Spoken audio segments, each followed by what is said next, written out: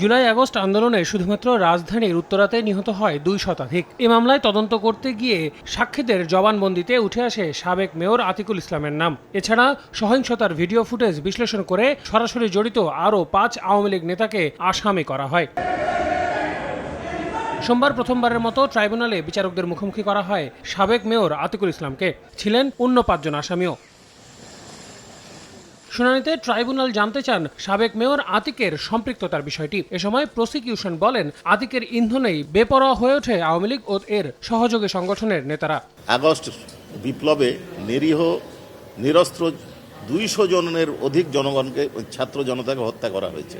কাঠগড়ায় পুরোটা সময় নিশ্চুপ ছিলেন ঢাকা উত্তরের সাবেক মেয়র। এর আগে তাকে হাজির করতে বিলম্ব হওয়ায় অপেক্ষায় ছিলেন বিচারপতিরাও। প্রায় আধ ঘন্টা শুনানি শেষে মানবতা বিরোধী অপরাধের দায়ে গ্রেফতার দেখানো হয় তাদের।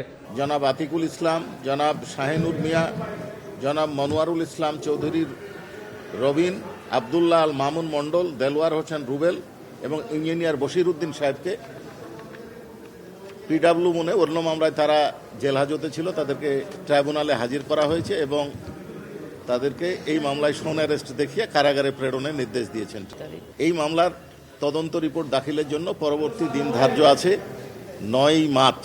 প্রসিকিউশন বলছে, জুলাই আগস্ট গণহত্যায় বিভিন্ন থানায় এই আসামিদের বিরুদ্ধে 16টির মতো মামলা রয়েছে।